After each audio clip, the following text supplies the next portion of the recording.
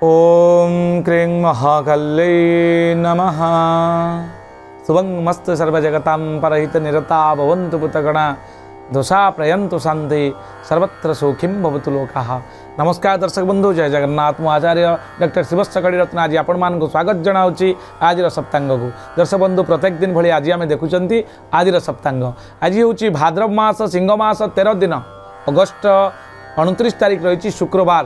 नैसर्गिक शुभग्रह जोटा कि दैत्यगुरु शुक्राचार्य आज बार रही। पर्वपर्वाणी जदि आम देखा आज षष्ठी ओषा रही, सोमनाथ व्रत आरंभ रही। दर्शक बंधु तिथि जदि आम देखा आज शुक्लपक्ष षष्ठी तिथि रोचंती रात्र 8:22 पर्यंत आपणकर यहाँ सप्तमी तिथि भोग हे। नक्षत्र आज देखिए आम स्वाति नामनी नक्षत्र रोचंती दिन 11:29 पर्यंत यहाँ विशाखा नामनी नक्षत्र भोग हे। चंद्र होउचंदी तुला, चंद्र अहोरात्र पर्यंत रोचंती अर्थात 60 दंड रही आज तुला राशि चंद्रमा। ब्रह्मा जोग रोचंती, कौलव करण रोचंती। दर्शक बंधु आज दिन में रव्यंश जब देखा आम 11 अंश 20 कला एवं 24 विकला।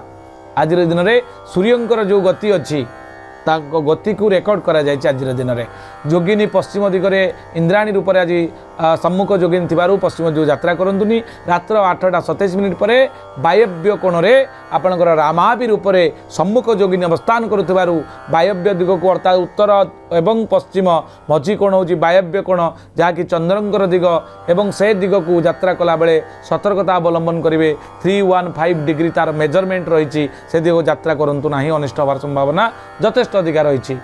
शुभ समय आज आपण रोचंती प्रातः 6:23 रु दिन 12:59 पर्यंत, दिन 4:17 रु संध्या 5:07 पर्यंत, रात्र 8:16 रु रात्र 10:35 पर्यंत एवं रात्र 4:01 रु शेष रात्र 5:33 पर्यंत शुभ समय थिबारु ए समय कौन शुभ कार्य आपण आरंभ करें। चंद्र शुद्धि केउ राशि व्यक्ति मानकर अच्छी आसतु जाना। मेष राशि व्यक्ति वृष, मिथुन, सिंह, कन्या, तुला, मकर एवं कुंभ राशि जो व्यक्ति माने रहिले सेमानकर आज दिन में चंद्र शुद्धि रोचंती। घात चंद्र आज नाही। आपणकर घातबार जब देखा बिच्छा धनु मीन राशि आज घातबार। राहु काल आज भोग होउचंती दिन 10:12 रु दिन 11:45 पर्यंत भोग हे। काल बेला और 12 बेला गोटे समय आज दिन में भोग होउचंती, जहाँकि दिन 8:39 ठारू 11:45 पर्यंत रोचन। दर्शक बंधु ए समय कौन विशेष गुरुत्वपूर्ण कार्य करंतु नहीं। एवं रात्रि समय कालरात्रि भोग होउचंती। रात्रि समय जदि कौन शुभ कार्य आप आरंभ करार थिबो ताले अवॉइड करेंगे। कौन समय रात्र 8:51 रु 10:18 मध्य कौन शुभ कार्य आप आरंभ करंतु नहीं। लिंब आज दिन में खातु नहीं।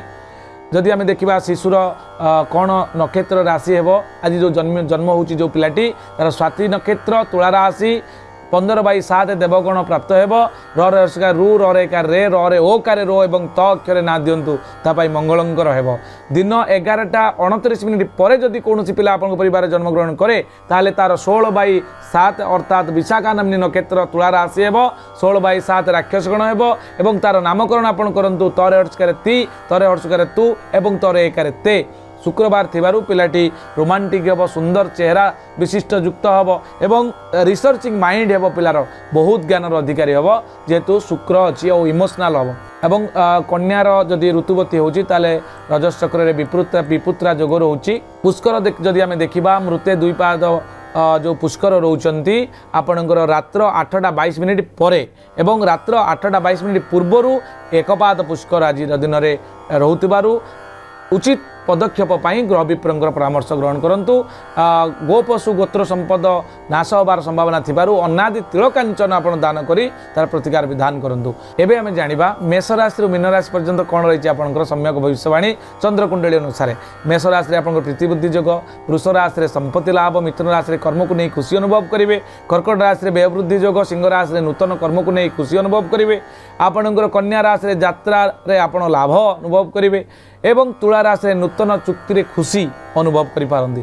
विचार राशि अघटन जोग रोची, धनु राशि चिंतार मुक्ति जोग रोची, मकर राशि पैतृक संपत्ति आपण लाभ करिपारंती एवं कुंभ राशि हस खुशी आपण दिनटी कटिबो एवं मीन राशि शेष राशि पितांक दे आपण दुख अनुभव करिवे।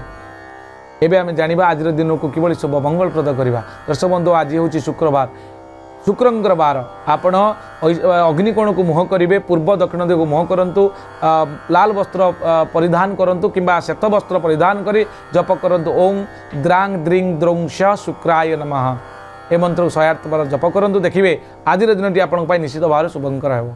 आज ये पुणी देखा आसंता काली आज सप्तांग। नमस्कार, जय जगन्नाथ।